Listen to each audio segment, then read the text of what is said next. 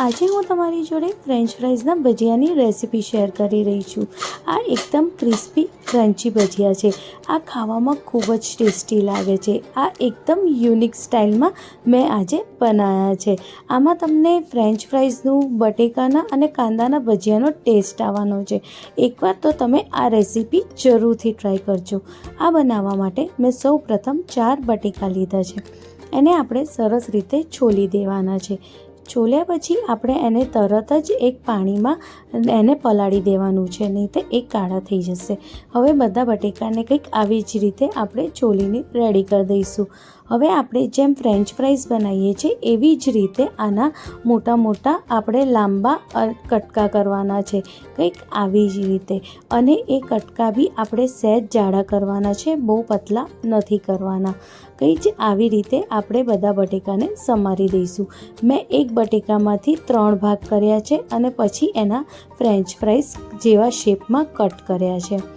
હવે આપણે એને 4 થી 5 પાણીથી સરસ રીતે વોશ કરી લેવાનું છે।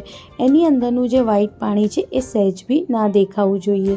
હવે મેં આમાં ગરમ પાણી એડ કર્યું છે, એકદમ ઉકળતું પાણી છે। હવે એમાં થોડું મીઠું એડ કરીને એને ઢાંકીને આપણે એક સાઈડ મૂકી દઈશું। હવે મેં 2 મીડિયમ સાઇઝના કાંદા લીધા છે। એ કાંદાને આપણે સરસ રીતે પહેલાં છોલી દઈશું અને વોશ કરી દઈશું। પછી એની એકદમ લાંબી લાંબી કતરણ આપણે કાપવાની છે।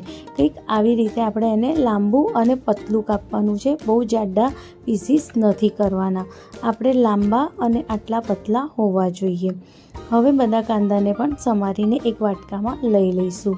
હવે મેં અહીંયા 6 જેવા લીલા મરચાં લીધા છે। લીલા મરચાંને પણ આપણે લાંબા લાંબા આવી રીતે જ કટ કરવાના છે। આપણે એ ધ્યાન રાખવાનું છે કે મરચાંની અંદરનું જે બિયા હોય આપણે એ નથી નાખવાના। અને એક સાઈડમાં કરીને આપણે આવી જ રીતે લાંબુ લાંબુ સમારીને આમાં કાંદાની જોડે એડ કરીશું।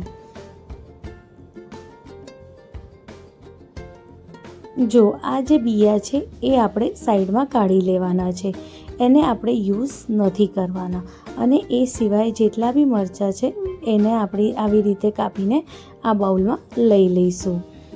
હવે આમાં આપણે મસાલો કરીશું। મીઠું સ્વાદ મુજબ કરીશું। એમાં મેં અડધી ચમચી જેટલું અજવાઈન નાખ્યું છે। અડધી ચમચી જેટલા આપણે આખા દાણા લેવાના છે અને એને કંઈક હાથે બરોબર મસળીને આપણે આમાં એડ કરવાનું છે। આપણે એને સરસ રીતે મસળવાનું છે, તેથી એનો ફ્લેવર બહુ સરસ આવે। હવે આપણે આ બી એમાં એડ કરી દઈશું। હવે મેં આમાં અડધી ચમચી જેટલું જીરું લીધું છે। હવે મેં આમાં 1/4 ચમચી જેટલું હળદર એડ કરી છે, અડધી ચમચી જેટલું લાલ મિર્ચ પાવડર અને અડધી ચમચી જેટલું ધનિયા પાવડર મેં આમાં એડ કર્યું છે। હવે આમાં મેં અડધી વાટકી જેટલું લીલા દાણા એડ કર્યા છે। એને પણ મેં એકદમ સરસ વોશ કરી લીધું છે અને એની જે ડાળીઓ હોય એને પણ મેં થોડી આમાં એડ કરી છે। હવે આપણે બધાને સરસ રીતે હાથેથી કંઈક આવી રીતે મસળીને એકદમ મિક્સ કરવાનું છે।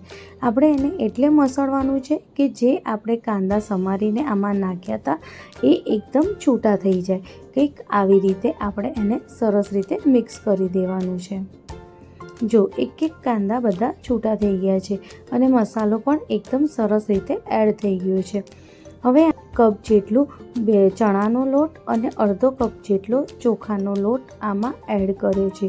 ચોખાનો લોટ એડ કરવાથી આમાં બહુ જ સરસ ક્રિસ્પીનેસ આવે છે અને એટલા કરકરા બને છે કે તમને આમાં બહુ જ સરસ ટેસ્ટ આવવાનો છે।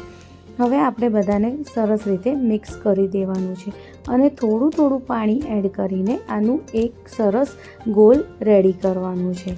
કંઈક આવી રીતે આપણે એને થોડું થોડું જ પાણી એડ કરવાનું છે, બહુ પાણી એડ નથી કરવાનું। આપણે બહુ બધું પાણી એડ કરી દઈશું તો જે આ ગોલ છે બહુ ઢીલો થઈ જશે। આપણે એને નાઈ બહુ ઢીલો કરવાનો છે કે નાઈ બહુ કઠણ રાખવાનો છે। જો કંઈક આવી રીતે એને રેડી કરવાનો છે કે જેથી એ બટેકા પર સરસ રીતે ચોંટી શકે।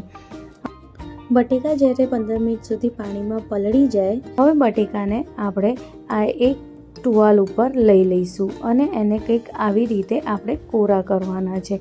આપણે એને લૂસવાના નથી, પણ આવી રીતે ખાલી સહેજ દબાવવાના છે, જેથી એની અંદરનું જે બી પાણી છે એ નીકળી જાય. બહુ પ્રેશર આપીને પણ નથી દબાવવાનું, સહેજ સહેજ જ દબાવવાનું છે. હવે એ બટેકાની ઉપર આપણે સહેજ જ ખાલી ચોખાનો લોટ ભભરાવાનો છે, જેથી એ બહુ ભીના ના લાગે અને એની ઉપર ચણાનો લોટ સરસ રીતે ચોંટી જાય.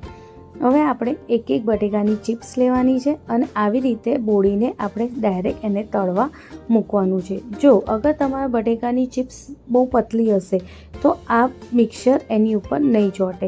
એના માટે તમે સહેજ જે આપણે ફ્રેન્ચ ફ્રાઈઝ બનાવીએ એવી જાડી જ રાખજો, પતલી ના કરતા. અને આમાં બોળીને આપણે એને એકદમ ડીપ ફ્રાય કરી દઈશું.